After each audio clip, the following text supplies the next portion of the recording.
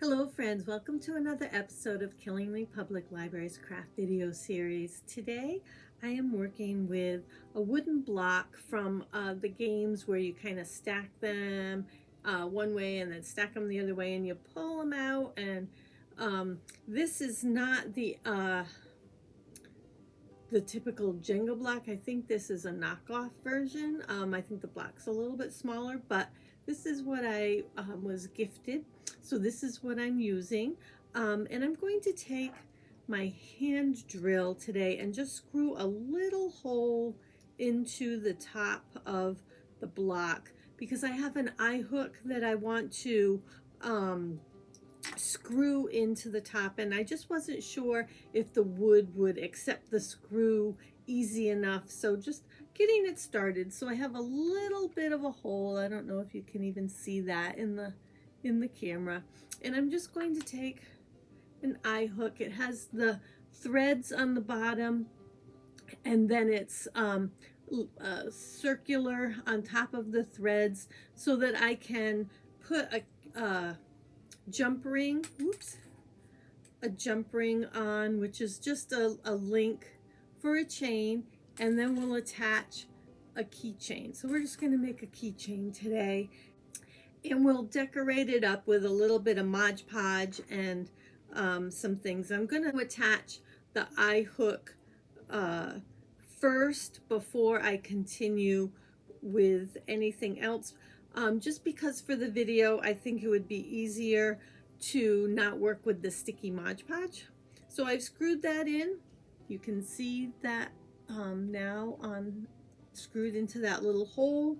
And I'm going to attach my jump ring, which if you're not familiar with the jump ring, it's just a chain link, and it's open so that you can thread it through the eye hook, and then you can take one of the links on your key ring and thread that through as well.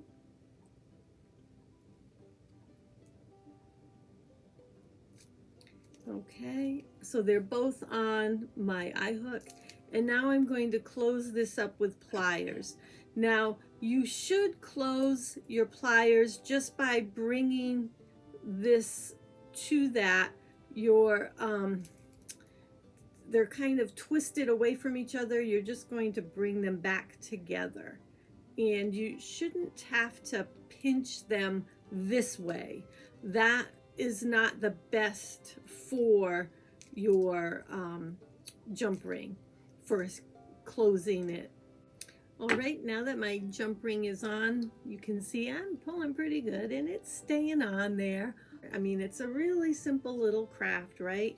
We're just going to take and decorate the block now with some things. And so you can get creative and decorate however you would like. What I thought I would do, seeing that I am a librarian and we are in a library, I have some some scrapbook pages that I've cut to size. So my game block is 2 inches long, and the front here was just a little over 1/2 inch wide. So I cut my book page down, and I think I cut this a little thinner than I meant to. I meant to cut it to about 1/2 inch. I did want to leave a little bit around the edge because I didn't want the page covering it. I wanted it kind of having a border. So I made it 1 3/4 inches long, and I don't know, I think it was a little less than 1/2 inch wide. But I cut 2 pieces like that to Mod Podge onto the front and back. And then the sides were a little over 1/4 inch, so I have about 1/4 inch of some pattern paper, and I thought I would just dress it up with something different on the edges, but you certainly get creative and do what works for you. So I'm just going to take a little Mod Podge here and rub it on the block, and then stick my book page on.